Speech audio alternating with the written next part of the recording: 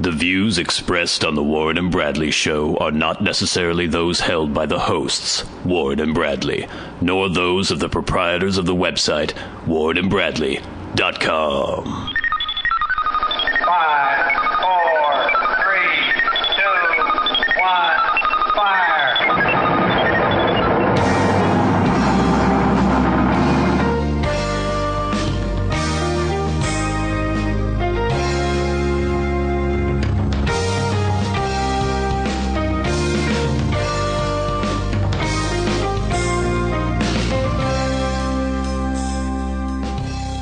Let's make some magic. It is magic time. Hello, and welcome once again to the Warren and Bradley Show. I am one of your hosts, Bradley Victor. I'm the other host, Warren. It is episode 34 of the Warren and Bradley Show. We are recording this podcast on July 15th, 2012. We are. You've never done that before. No. I don't know if people realize how far in advance we record the episodes. We used to record even farther in advance. Yeah, we used to do almost like a week and a half lead out. Yeah. Because I was always freaked out that we wouldn't get enough material, so I wanted to have like 2-episode buffer zone, or at least 1-episode buffer zone. We used to have a harder time talking. Well, yeah, I mean, people might not believe this, but at the beginning, we weren't quite as handy at podcasting. We would just ramble on, and then we'd just like stop for a while, and then there would be like periods where we would talk about things that were really boring. Awkward silence. Yeah, there was a lot of us just like talking about the minutiae of our daily lives, which to us is interesting, but maybe not to anybody else. But now we are seasoned professionals. And basically anything we say is interesting and exciting. Mm-hmm. We're going to have an excellent show.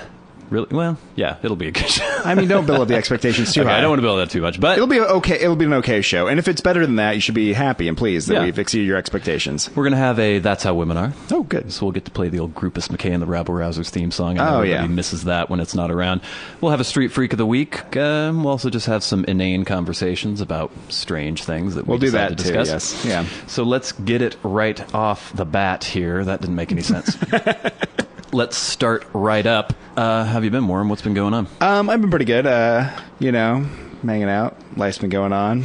I'm annoyed this weekend because the weather has taken a turn. And it's kind of cloudy and showery. I know we started the last podcast talking about the weather. The heat wave. But now there's like clouds again. And the clouds are back. And we had thunderstorms the other day, too. Yeah, that was exciting. But I get in my summer mode of wanting to swim all the time. Yeah. And when I can't swim, that's like a wasted day. Yeah, I was thinking it would be nice to go swimming. Kind of irritating. But we just can't. But I went downtown today. Everyone was complaining about the weather. You could just hear like snatches of conversations as people were going by. It was amusing to me. But also there was a lot of happy homosexuals running around downtown. Oh, Bellingham. that's right. I was by the parade. Oh, the parade was actually, you actually saw the parade happening? Yeah, I went to a local home shop there. Okay. With a girlfriend, was getting some sort of pie weight. What the hell is a pie weight? Okay, so this is apparently what you do. You make a pie, you make the dough, you make the crust, right? Yeah. And then you put it in there and you pre-bake it a little bit before you put the filling in. Right. You put this like I know weight. how to make a pie. Oh, really? But not about the weight. I don't know what the about it. You put the weights on the bottom of the pan so the crust dough doesn't like rust up. Yeah, it doesn't bubble up. It keeps it flat. Interesting.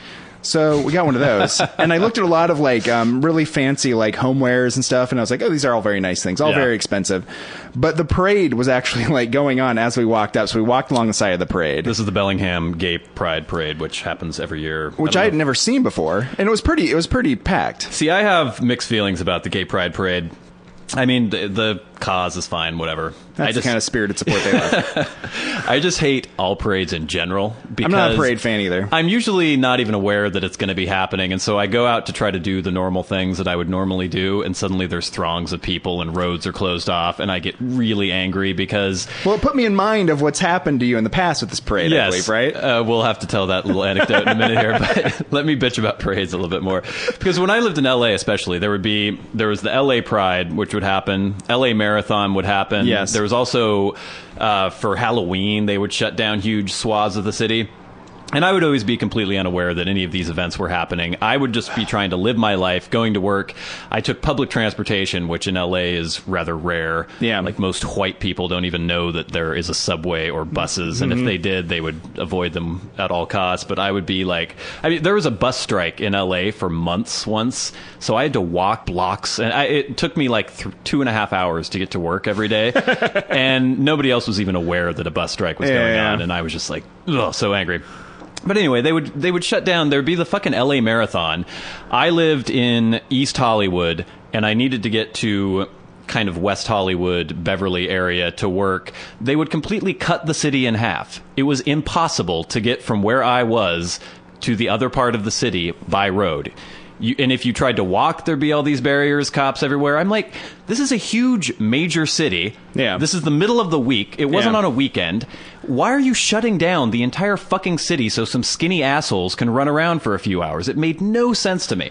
Ugh. And then I feel kind of the same way about the parade, because granted, it's Bellingham. It's not like a huge hub of international commerce or anything like that. But just so people can be like, hey, we're gay, good for us, and run around through the city. Well, after we parked and we were going to the homeware shop, one of the intersections was blocked because the parade was going by. Yeah. Then they left some gap in the parade, and then they let cars go by, and then the parade continued some more. No, that's good. So they're like staggering it so cars could keep going, even though there's no one driving around in Bellingham on Sunday. That's also the problem with the parade, and something that I experienced several years back. Yes, this is right. Again, I was unaware that the parade was going on, and I was just going about my business. I did notice like people wearing rainbows all over the place, but I didn't put two and two together. Got in my car after conducting whatever errands I was conducting downtown, tried to go on my normal route to go home, and suddenly I got directed onto the street, started driving, and suddenly realized I was in the middle of the Gay Pride parade, driving in my old like 89 Saab Turbo, and people were waving and cheering and clapping, and apparently I was afloat or something in the parade, so I just kind of had to wave for a while at people as I was going by, and it was like, yay! Well, it's that kind of parade. It's the parade that has that feel like you could just kind of walk into it and no one would care. Because just most of the people just kind of like staggered along the sidewalk, and a couple people kind of like ambling through the middle of the street. Yeah. Just put on some hot pants and you could just, hey. So, the past few weeks I've discussed how I've been trying to be nice. And we've heard several anecdotes where this has failed miserably. Yeah. And my attempts to reach out to my fellow human have usually resulted in me being insulted or in some way, slapped back. So, for the last week, I've been in a rather annoyed mood, just kind of fed up with people, which isn't anything new. No, I'm it's not like, this isn't shocking news. But because my overtures of friendliness have been pretty much rejected for the most part, I've sort of lapsed back into reacting the way I would just naturally react to people being dicks. Which is you snap back at them. Yeah. Yeah. Which, if somebody's nice to me, I am nice to them. Yeah. If somebody's a dick to me for no reason, I'll call them on it, and then if they double down on the dickitude, then I will snap back at them and, try to put them in their place. The other day, I came out into my parking lot and was going to get in my car, and there was some dude in an SUV that was just filled with trash, and he was throwing it in the dumpster of our apartment building. Yeah. I knew he didn't live in our apartment building. I knew he was just some guy. It was like some weird Mercedes SUV. And he just had load after load of garbage that he was throwing in our dumpster. Now, technically, who the fuck cares? I don't pay for... Well, I mean, part of my rent goes towards garbage collection. But it's not going to raise your rent in any way. Not in fact, this necessarily, man's abusing the garbage and privileges. the fact, if the dumpster gets too full, I don't know. Is that really going to be that much of a problem? Probably not. But there was just something about the man that annoyed me. And he was very furtively, throwing this trash away. And so I approached him. It was like, throwing some garbage out, huh? Yeah. And he seemed kind of like, he was caught. But he was caught red-handed, right? Yeah, but he was going to try to play it off sort of thing. And I was like, yeah, I don't remember seeing you around here. Oh, God. Doing the whole, kind of passive-aggressive. Yeah. And he's like, oh, yeah? And so there was a split second where it looked like he was going to try to pretend that he lived there. That's what you would have done. Well, you would have come up with an elaborate story about how you live in 201D and then... I would not be trying to throw my trash in somebody else's dumpster for a start. So he decided that wasn't going to work. And so he was just like, yeah, throwing the trash away. And I was like, no, you're not. What? This isn't, you don't live here. This isn't your dumpster. Yeah. You don't throw your trash away here. What are you, the manager? Like, no, I'm not the manager. Get your trash out of that trash can and put it back in your car. And get out of here. Jeez. I don't know why I was inspired to make an issue out of this, but I think I walk through life, things start irritating me, and in most cases, there's nothing you can do about it. But occasionally, there will be somebody who can just serve as the surrogate or the scapegoat for all the annoyance that I've been building up over weeks. And this guy just happened to be that guy. And so I just completely stonewalled him. I was like, no, I'm going to stand right here and I'm going to watch you take these trash bags, put them back in your SUV, and you're going to go somewhere else. You're going to go to the dump. You're going to go to wherever you live, and you're going to throw this trash away. And he was sort of nonplussed for a while. Like, he couldn't believe that I was actually telling him to do this. And then there was about a 30-second pause where he just stared at me and I stared at him. And he went and he started getting his trash bags out of the dumpster, put them back in his SUV, and drove off. And it made me think, this whole thing, it seems like people will almost do anything you tell them to do. Well, his problem was, he did the calculation, was he was in the wrong. Yes. And there was nowhere it could go but bad for him. And the fact that you were staying there like you weren't going to back down, it wasn't like he was eventually going to be able to throw the garbage away and leave in an easy and peaceful manner. Yeah, but what was I going to do to him, you know? You could have written his license plate down I know, like but called the police and all this stuff. You could have just made his life annoying. But I've had experiences like this before where it seems like human beings in general are just hardwired to obey.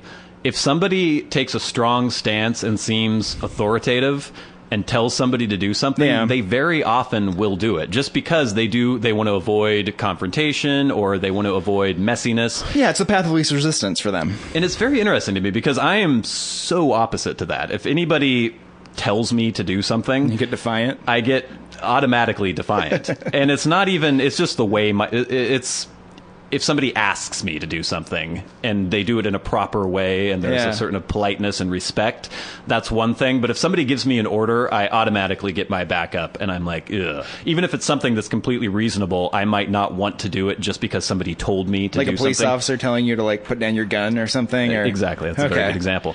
So it's just interesting to me because if I really wanted to, I could probably tell people to do things. Yes. On a daily basis. And 9 times out of 10, they would probably obey me.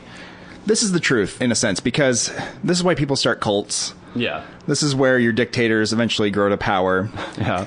If you're audacious enough and you're willing to like manipulate people and tell people what to do and be more aggressive than other people, people will mostly just bend to it. Yeah, eventually. Yeah, people tend to defer to the person who seems to have the most confidence and the most determination. Like, if I am being decisive, people like to have decisions taken out of their hands, it seems like. But that's the way I function in my life, too. But, I mean, I just go the path of least resistance with people, and I just kind of, like, go along with it. You're pretty independently minded. But I'm extremely independent, but I also don't... if someone decides they need to do something or they need me to do something, blah, blah, blah, I just go along with it for the most part.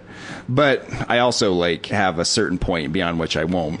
Right. And then I, like, will just snap. Well, and I think a lot of people do have, you know, like, you can't just go up to somebody and say, give me your money as a command, because... But you can put on an orange vest and go to one side of the street and tell everyone they have to be on the other side of the street. Oh, yeah. And then everyone will just go over there. Oh, yeah. No one will question you. Well, I've noticed that, too, in my job. When I'm doing something, I don't have any right to block a street. No. I don't have a permit or anything to do that. But if I just tell people, no, you can't go on the street, they obey me and they go somewhere else. Yeah. But I don't know. I was thinking about maybe using this in relation to dating. I think you could just go up to women and tell them that they had to date you, and they would probably obey you. Well, that might be that thing where people say to be confident is good with the ladies. That would be very confident. If you felt you could do that. That's probably that's the definition of confidence. Yes. You would look very confident. You'd just be like, this is what's going to happen, and you're going to do it. You know, I've tried that before. I think I don't know if we talked about it on the podcast, but I've related anecdotes to you where for some reason I'll just be inspired to be very outgoing. Yes. And it usually works. Like just going up to somebody with the kind of the mental image in your mind that it's going to go a certain way often does cause it to go a certain way. That's positive visualization. I suppose. That's what your great athletes do as well, right? They sit in the locker room, they think about the ball going in, they think about all these good things happening, and they go out there and they make it happen because they're thinking about it in a positive way. I almost did that today, actually. There was this girl who works at a local business that I frequent, not the bagelry, if that's what you're thinking. I know you. I saw your eyes light up. It's like, oh, she's attractive, and you know, I'd go in there every once in a while. I was sitting outside the business, and she came out on her break, and I was like, you know what? I'm just gonna ask her out, just like that. And then, of course, as soon as I was about to, some dude came and sat with her, and they were like, Well, it's good that happened right before you were going to do that. Yeah, ended up being okay. Yeah. Who's it with businesses? Who is this? I'm not gonna tell you. Pause the recording. Pause it. All right, let's get right into Celebrity Minute on the Warren and Bradley Show. Woo!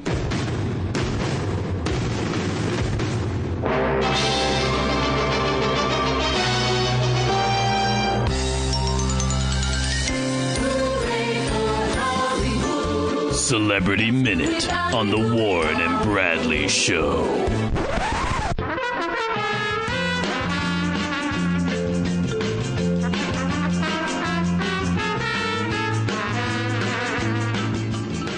So another update on the Tom Cruise-Katie Holmes divorce. Apparently, they have reached a settlement in rather record time. It was only been a couple weeks since the separation was first. And I think it was sprung on him. I'm seeing now that it was sort of like he was caught off guard by this whole thing, too. So it wasn't like he had been preparing it for a long time. That seems to be the case. A lot has been made of the fact that Katie Holmes, Nicole Kidman, and Mimi Rogers were all 33 when they got divorced from Tom Cruise. Well, it's a weird coincidence. I don't know that is strange. If it is just a coincidence or not. Katie Holmes has been awarded primary custody, but Tom Cruise will still be able to visit Surrey and apparently will have a lot of access to her. Yeah. But apparently the settlement is extremely complicated, outlining things both Tom and Katie can and cannot do with Surrey. Here's what we know. This is from TMZ.com, by the way. Yeah, hard news. Katie will have what amounts to primary physical custody, but Tom has significant custodial time with his daughter. A report claiming that Surrey must be in the presence of Katie's bodyguard and nanny when she is around Tom is absolutely 100% false. There are also provisions about whether or not religion can be discussed. Supposedly, there are restrictions on what Tom and Katie can discuss with Surrey, but these restrictions will be lifted and eased the older Surrey gets. So I guess she can't be proselytized by her parents when she's a little kid. That's odd. Yeah. She's going to ask some questions, and they're going to be like, well, and who's going to regulate that? Yeah. Is there going to be some marshal of the court around at all times? Like, hey, no Scientology talk. But apparently, I say apparently a lot whenever we You do say it a lot. Because you don't trust our news sources. Yeah, I guess that might be I think true. that is. And because they oftentimes, they sort of equivocate too, right? Yeah. They're like, sources say maybe this is true. But apparently, Katie Holmes has rejoined the Catholic Church now that she's split from Tom. Yes. She has registered as a parishioner at New York's Church of St. Francis Xavier. She was a Catholic before marrying Tom Cruise, strayed from the church to dabble in Scientology, and now she is... I can't really imagine her being a really devout practicing Catholic. I can't imagine any celebrity being a devout practicing I can't Catholic. Imagine her allowing Siri with any of those priests. No, they only molest boys. They don't molest girls. And from one cult to another. Good for her. On the same subject, she has enrolled Surrey at Convent of Sacred Heart, an exclusive Catholic school, whose alumni also include Lady Gaga, Jordana Brewster, Nikki Hilton, Carolyn Kennedy, Gloria Morgan Vanderbilt. So an illustrious group of former students there. Gaga and Hilton, I mean, that's not... They don't even get their proper training. Yeah, you'd think with a strict Catholic upbringing, and aren't there nuns beating them with rulers there? Obviously didn't work. I thought so. And I thought Lady Gaga was Jewish. No. I thought she was raised... No, maybe I... Are you making assumptions based on certain physical characteristics of Lady Gaga? I am not. I think she is. You look up Lady Gaga's actual... What is her actual name? I don't know. It's something. She's Jewish. Let's see. Lady Gaga, real name. Oh, no, she's Italian. She's Italian. Her name is Stefania Joanna Angelina Germanotta. All right, I was wrong about that. She's Italian. I knew she was some sort of ethnicity. So Catholic makes sense. Next story. Sean Penn completes anger management classes.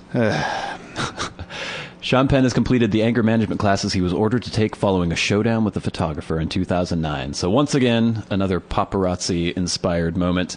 He apparently crushed the guy's camera or something after threatening to crush his camera. He followed through with the threat and crushed his camera.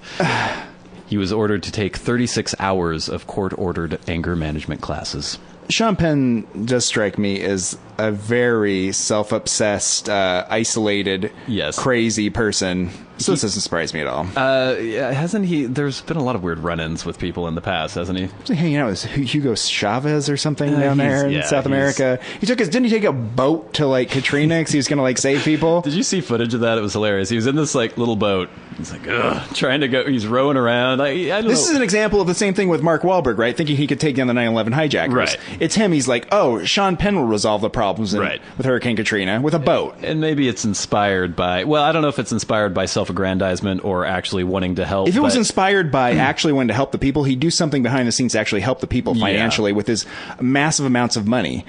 Going down there with a boat in front of the cameras is nothing but Sean Penn saying, look at Sean Penn, he's a great man. By all accounts, he seems mildly to moderately crazy. Yes. Next story. Oh, God. Well, we're not. We'll put this picture up on the website, Okay. right? We're not laughing at the story. We're not laughing at the story. We're just laughing at the appearance of the person in the story. We're laughing at the picture accompanying which is the story. probably tasteless too. But Yeah. Okay, I don't want to be laughing when I read this. Sage Stallone, dead in room for at least 3 days. Some of you may have heard that Sage Stallone, 36-year-old son of Sylvester Stallone, was found dead in his Los Angeles apartment. Some of you may have seen him in Rocky V, where he played Rocky's son. Oh. He's grown up since then and looks like a strange, weird amalgam of maybe Sylvester Stallone, obviously around the eyes, and then John Travolta sort of morphed in together. With woman's hair. This weird love child. And some like 5 o'clock shadow. Yeah. But, tragic story. It is. Thanks for bringing it back down. We're not horribly cruel. Apparently, all right, there's that word again. The recluse of Hollywood, Sage, spent months alone in his room, which was littered with junk, including cigarette butts, beer cans, and food. A law enforcement source adds that Sage's room was disgusting and reeked of various odors. Is that a professional opinion by law enforcement? Yes. I don't know if the odor was the fact that he was in there for 3 days. Yeah, I think after 3 days found. you're going to start to smell, especially if in a warm area like that. It seems that the cause of death was probably drug overdose, but I don't know if any sort of autopsy has been performed yet. It seems like a lot of these celebrity children try to get into the same line of work as their parents.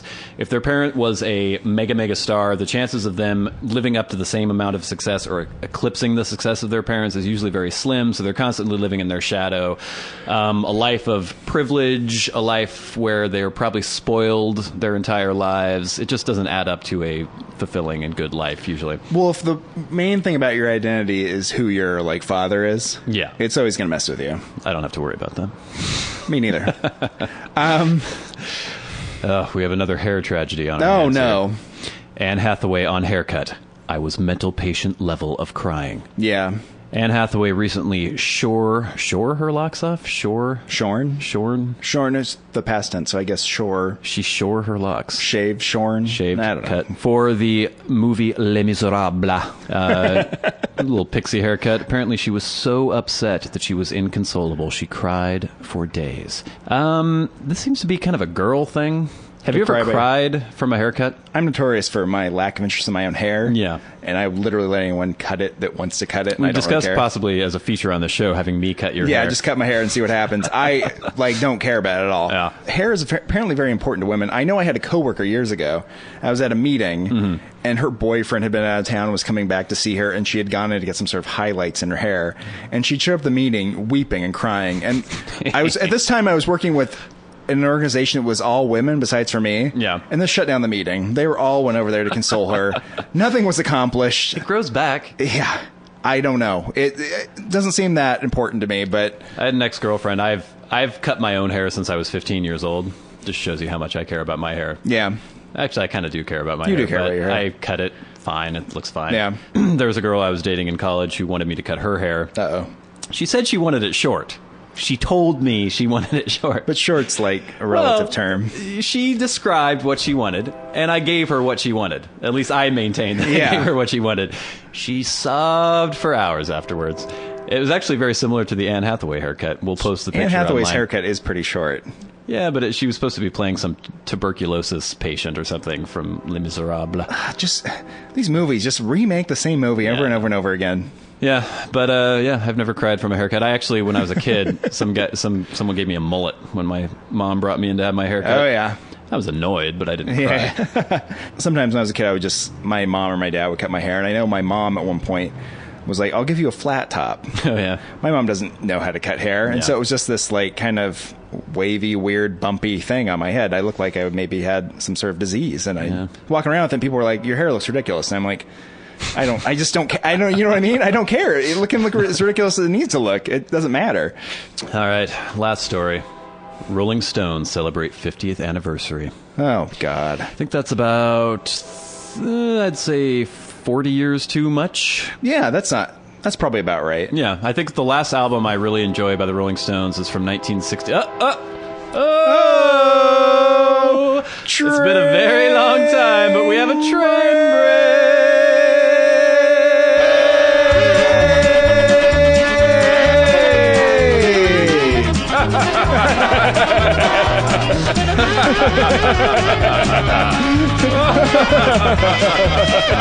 need to keep laughing. This is a train break. It gets lightheaded when you're laughing.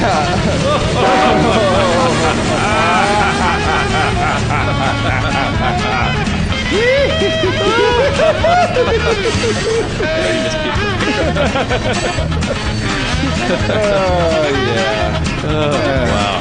Yeah, it's still going by. Okay. Yeah. That engine.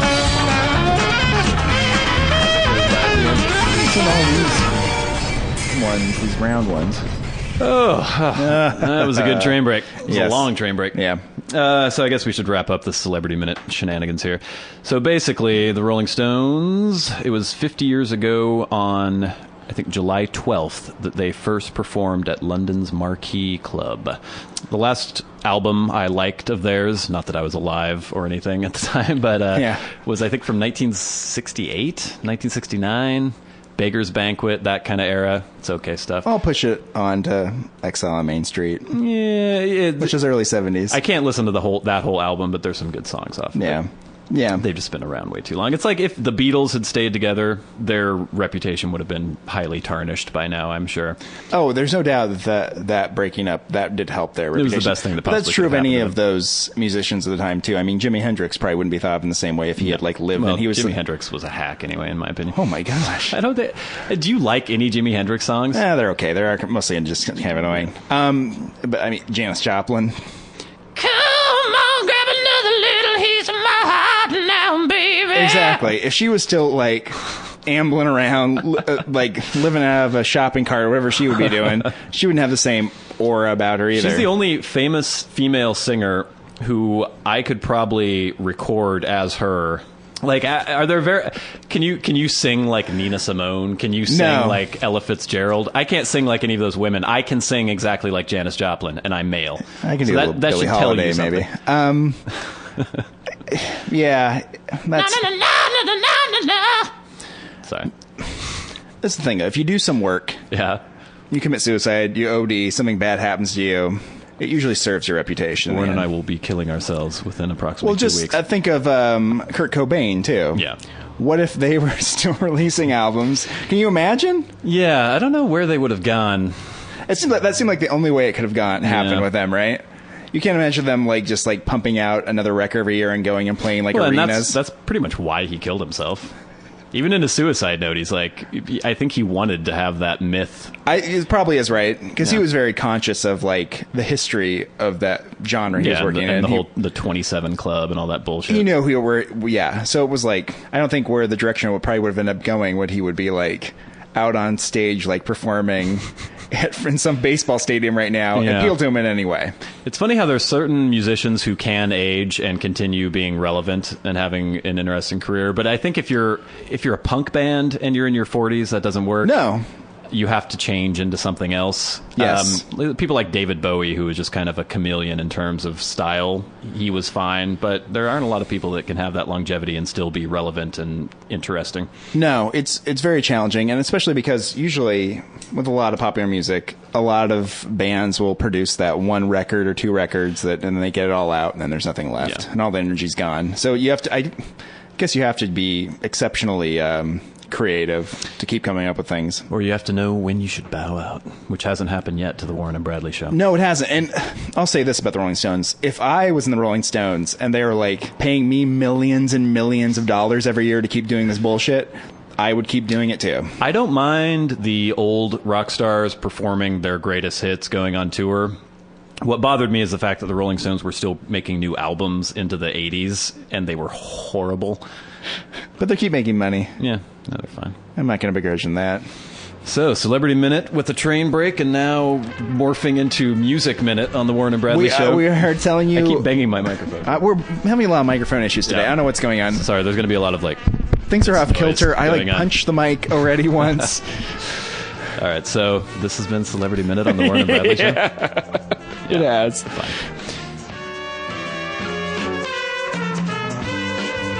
This has been Celebrity Minute on the Warren and Bradley Show.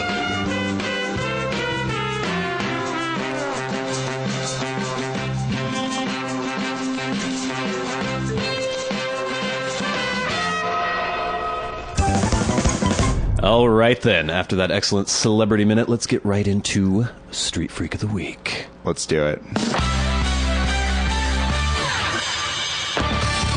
They wander the streets, scavenging for loose change and discarded cigarette butts. Spare $1. And give me a motherfucking cigarette. Ran out of gas ways back. Got me that. You smoke weed, don't you? Good. I could use some change. They may be mentally unstable and deserving of our charity, but that doesn't mean they can't be selected as the Warren and Bradley Show Street Freak of the Week.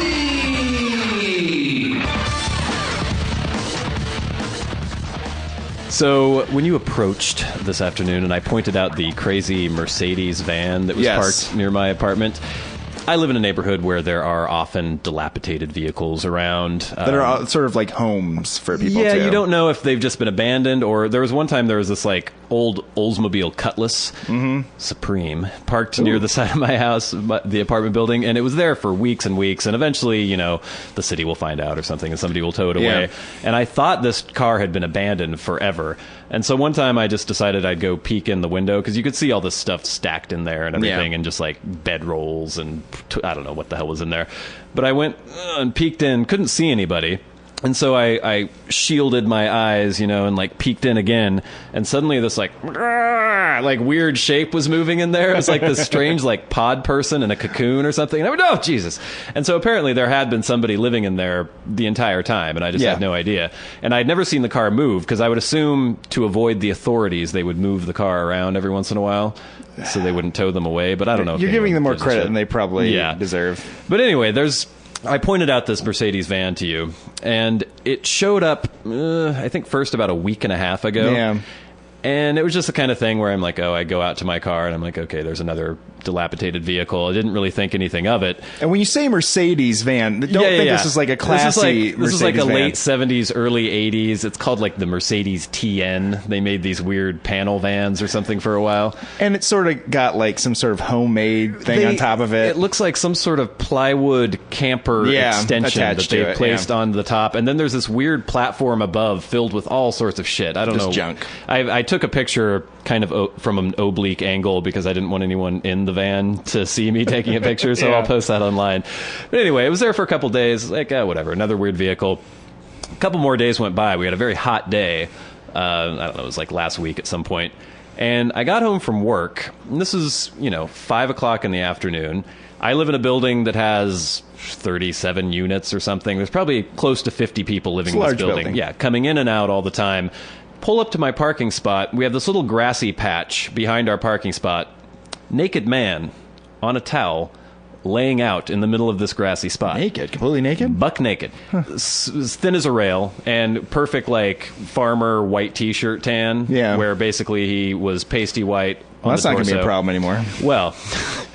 I noticed that this person was asleep. You could see there was like a Schmidt ice can next to him, and he had some sort of like weird bedroll under his head, and his chest was going up and down, so he wasn't dead. He wasn't just a body that had been dumped there.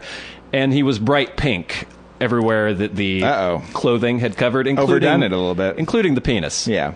I pull up, I'm like, okay, naked man. There have been times in the past where homeless people have slept out or like tried to sunbathe in our little grassy patch in the middle of the summer. Yeah. Which is always amusing. But this guy was buck naked. Obviously nobody said anything. Nobody told him to leave. Nobody harassed him. I slammed my door as I got out of my car, and he went and sort of jerked awake, looked at me, picked up his Schmidt ice can and was like, yeah. Gave me a nod and took a swig off the can. He sort of noticed that he was burnt very badly. He moved a little bit, and he sort of crossed his legs over and was like, "Ah, my prick!" and just screamed that his penis had been burnt horribly. Yeah. And then, this is the capper, though, he grabbed his belongings, ran up, and went into the van. Oh! Like, okay, so... That's like his yard, where his van is. The story progresses through the week. I'm like, okay, there's at least one homeless guy living in this van and using my grassy knoll behind my apartment as like a little campsite or something. Next day, I come out. We have a little barbecue that one of the tenants has placed in the back there. He was frying up some hamburgers, had a white trashy wife and 2 little kids. sitting on these little benches in our backyard. And they were, they had the ketchup and the mayonnaise and the whole 9 yards. He had like one of those little mini kegs that you can buy at the store. He was sucking off of that. They were having a good old time, little cookout in the backyard. It was like a white trash family, like a caricature of a white trash family from, I don't know, the panhandle of Florida or something, had been transplanted, and they decided that their vacation, maybe the van is normally parked under an overpass or something most of the time, and so to get away from it all, to be homeless somewhere else, they decided to come to the little RV park. They are doing vacation things, right? He's sunbathing. He's they're sunbathing. Having a barbecue. They're having a cookout. Yeah. It was like, okay, so they're on vacation in my yard. Yeah. And then I think maybe 2 days later, I was coming home from the bars, and I took the back way. I was walking. Well, I don't need to get into the geography, but anyway, my path took me near the vehicle. Now, keep in mind, this is a relatively small van, not intended for human habitation originally. No. There are already 2 children that I've seen, so I know these kids must be in the van at some point. But the van was a-rockin'. Oh. Really, really a-rockin'. That's not good. And I could hear the noises coming from inside the van. And that was the guy, and then was the woman, I'm assuming, or maybe the roles were reversed. Did you hear the children crying? Did not hear the children crying. I'm assuming that they just put them in a cubby hole or something when they don't have any use for them. What is this? They're on vacation? It does seem that way, doesn't it? If you're homeless, how do you take a vacation? Because I'm assuming they live in this thing. Maybe it is. Maybe they live in an actual trailer park somewhere within a different actual trailer, and they have this like mobile home that they take and they go to someone's yard of an apartment building for like a week and hang out and have a vacation and go back to the trailer. I don't know park. if I'd even give them that much credit, though. The idea that they would actually own a home, or at least like a double wide, I don't know if I'd go that far. Yeah, I guess it's true. If you do have some sort of like home ownership or some sort of like place where you live most of the time, where you actually pay rent or pay a mortgage, it's unlikely that you would just pull up to a street corner and start hanging out somebody's yard. The other day I went out in there, I noticed it was finally gone, and I don't know if they were evicted from the premises. Back to work. Back to...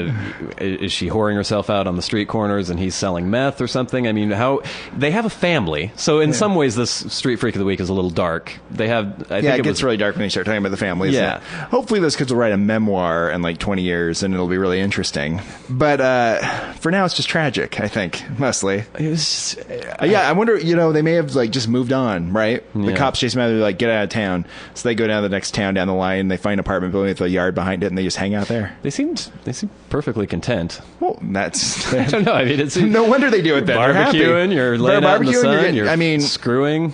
You just need to not fall asleep when you're sunbathing. That's the only flaw in their whole plan that I can find. I suppose so.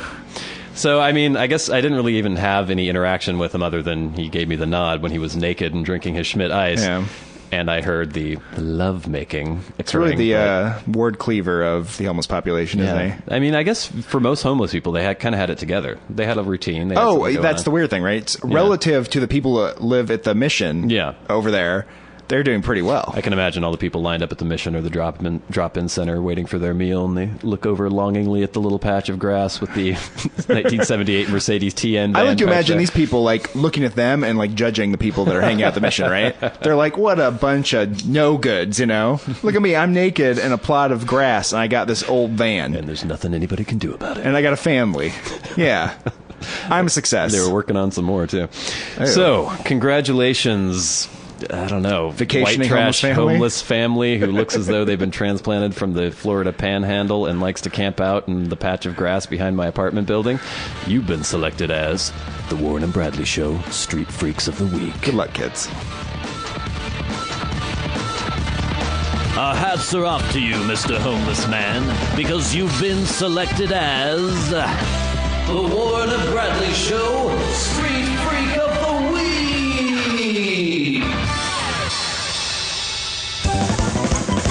And we're back. Now, I know that there's been a lot of me talking in this episode, but I feel as though I would be remiss if I did not mention that we've had a missive from our good friends, Groupus McKay and the Rabble-Rousers. They wanted to tell us that they're going to be performing a show at the Rusty Spur Saloon in Scottsdale, Arizona. That's at 7245 East Main Street, Scottsdale, on Saturday the 21st, with special guest Las Salchichas Cojeal. Now, this show is a benefit for something that's very close to Groupus's heart, maybe to yours as well, I don't know. It's for male erectile dysfunction. So it is $5 at the door, but all the proceeds go to help men. It's for an important cause. Yes. Yeah. So speaking of Grupus McKay and the Rabble Rousers, I think we should do a little That's How Women Are. Let's do it. They say things that don't make any sense, and then they do things that make even less sense than the things they said that didn't make any sense. Oh, they want you to buy them fancy jewels, but when you give it to them, they say you're a fool. Whoa, whoa, whoa, whoa, whoa. 'Cause that's how women are.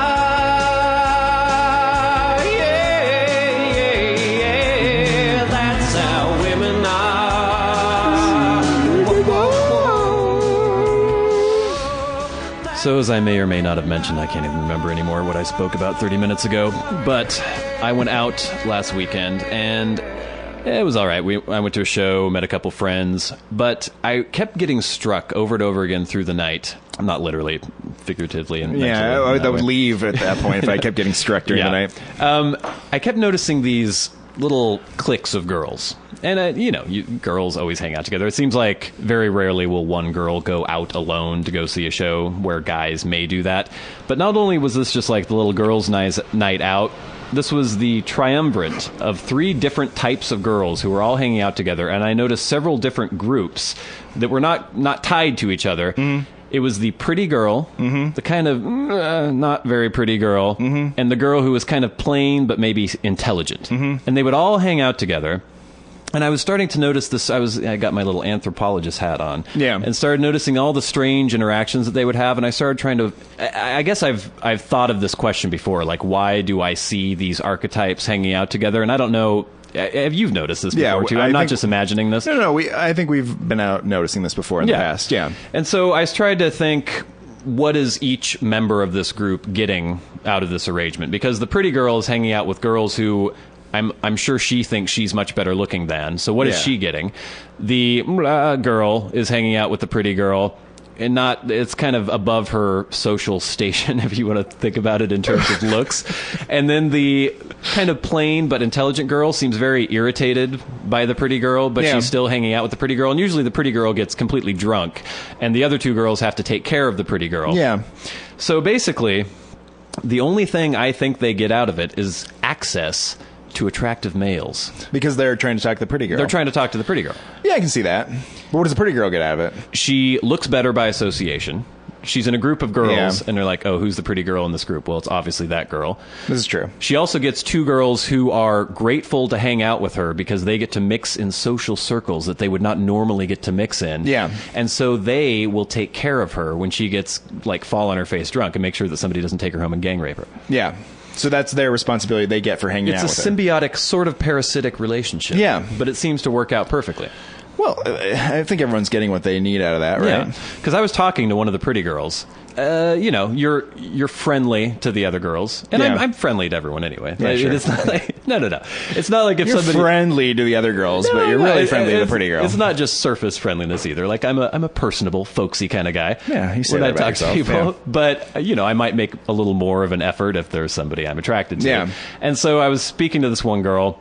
She kept running around, going up, getting drinks. Yeah. Oh, you, and blah, blah, blah. And so I ended up talking to these 2 other girls, and I had this whole thought in my mind, like, this is this group, what are they getting?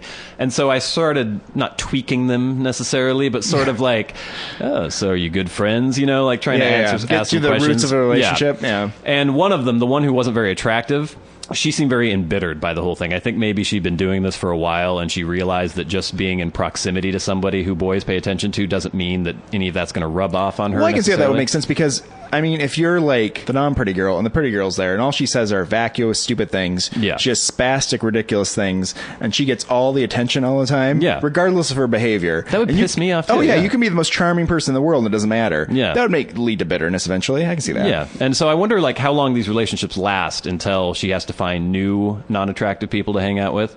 And is the pretty girl even conscious of this? Or do these things just sort of meld together There's no way they can be conscious of this happening, right? There's no way they're like filling the roles like it's the real world. They're being like, you're the gay one, you're the Asian, you're the black guy. It's got to be just like, it's got to come together organically, right? Yeah, but I just wonder how that happens, how they come across each other, because they seem so completely disparate. They have nothing in common. They have, I don't know. It's very strange. But they all have something they want to do, which is go out and have a good time and meet some men at the club. Yeah. And you know what? They're all serving a purpose. And they go out and it works out and they do it again. Do you think, like the remora that follows the great white sharks, that these two non-pretty girls ever get any scraps that the pretty girl throws aside when she's in her feeding frenzy? Well, occasionally. Well, this is the thing, too, with the not-so-pretty girl. Yeah. If she's with the pretty girl and then she maybe gets the access to a man, she gets to talk to him at least that she wouldn't get to talk to normally. Right. I mean, at least she's getting some FaceTime with him. It's better than nothing. She has a chance then. I see what you're saying, but then at the same time, I mean, I've only been to a strip club once in my life. Yeah. But I found that to be one of the most irritating experiences ever, because the only other times I've seen naked women and I've been in the same room as a naked woman, I had sex with those women. Yeah. And if there's somebody gyrating their boobulars right in front of me and I can't touch them or do anything to them, that's, to me, irritating. What I'm saying is that it might work out for them sometimes. Maybe. Maybe not as often as with the pretty girl. The pretty girl, it works out all the time. This girl, the less attractive girl, may be like... Maybe once in a while, maybe she gets one, ends up liking her, and before you know it, because there might be the dynamic too. There's the guy. Wolf Pack is out on the prowl. Yeah, there's Wolf Pack out on the prowl, and there's always like a dynamic in the guys too, right? There might be the weaker, weirder one. Maybe. And the weaker, weirder one might go for the less attractive, kind of weirder girl, and next thing you know... Or maybe there's a couple guys who are both trying to get on the attractive girl. They go back to their... I don't know. They go back, they have some drinks somewhere at somebody's apartment. One of them passes out. Yeah. And then the unattractive girl can have her way with him. Yeah, I don't think that's what they're thinking. You're thinking more like a male, I think, at this point. A predatory male. But I can see why the pretty girl probably wouldn't want to, like, just hang out with a series of pretty girls, though, right? Well, yeah, because they're always in competition with each other. They're in competition with each other. And the thing is, if you're the pretty girl and you're hanging out with less pretty girls, you're definitely the pretty girl, right? Right. If you're the pretty girl and you're hanging out with a bunch of other pretty girls, maybe you're number 3 in that group. And you're suddenly the less attractive girl. You're suddenly the not-so-hot girl. That's interesting, because I've definitely noticed grades of these groups. Like, there'll be the breathtakingly pretty girl with two girls who are actually pretty attractive, but she is so much more attractive than them that they pale in comparison. And in another group, maybe the less attractive girl in that group could be the hottest girl in a group if the other two girls were less attractive. There's nothing worse than running into the one who thinks she's the pretty girl. She's not really very good looking at all, but she's with two women who are just completely unattractive, and she acts like the pretty girl. Because she is the pretty girl in that situation. Not to me. Well, not to you. No. But you know what I mean? She's the pretty girl relative to the other girls around. Right. I remember when I was in high school and being in like a high school class, I think it was in shop or something, and maybe there was like one girl in the class, not an attractive girl at all. You spend enough time just around one girl, suddenly that girl starts to look better. You know, everyone talks about that, like, fisherman up in Alaska or something, and some toothless hag journeys on up there, and everyone's like, oh my God. I don't care how long I have been without female attention. I'm sorry. It's not necessarily a toothless hag. You know, it's just maybe a less attractive girl. It was in high school, I guess. It has to do, too, with, like, with food, too. I mean, if you have a bunch of food around all the time, you're a little bit more picky. If you're starving, you'll just take what you can get. Yeah, but I don't equate... And your body likes it, and you want it. Right. Even more than you want the good thing. When it's always around. So I'm just thinking, you know, you're saying that there's the same dynamic or a similar dynamic with groups of guys, but it's not quite the same, because I don't think men are as aware of each other's attractiveness to women as women are aware of their attractiveness to men. No. It seems like they're always measuring each other against each other.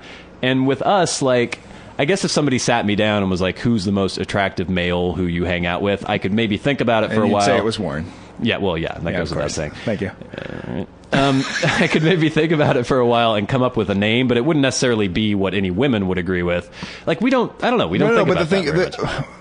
No one consciously thinks about it. Men don't. No. Men just hang out with the men they have a good time with, they're fine with. But there must be, right? Some of the men are better looking than the other men. Well, I mean, anyone who hangs out with us obviously has to be wondering why we let them hang out with us. And measuring themselves, constantly feeling belittled. I mean, not that we do anything to belittle them, but there's the attention that we get versus the attention that they get. I can imagine that eventually you become embittered and maybe kill yourself. I don't know. Men don't operate that way. Our friends are killing themselves left and right. They hang out with us for a while and they're just like, ugh. That's it. Maybe that's for a different reason, though. I don't know. Two hot dudes who get all the play. So, what are our findings? What have we discovered here today? That these group dynamics exist, and they exist for a reason, but I don't think that they consciously create them. And that's how women are. Yeah, they like to put pretty purple panties on. And then they turn around and tell you that every little bit of thing you've ever done is always wrong. Well, they like to cry when they stub their little toe. But no, they don't cry when they tell you to go. No.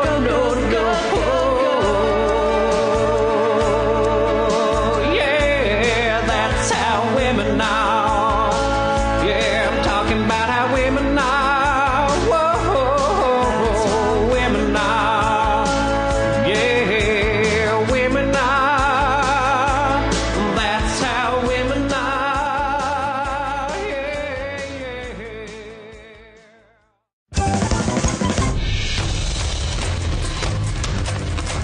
This has been the Warren and Bradley Show, brought to you by Warren Van and Bradley Victor.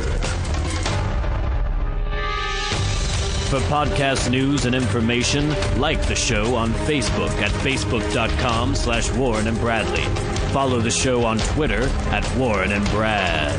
Subscribe on iTunes and leave a review. For episode archives and episode pictures, go to warrenandbradley.com, and to contact the show, write to podcast@warrenandbradley.com.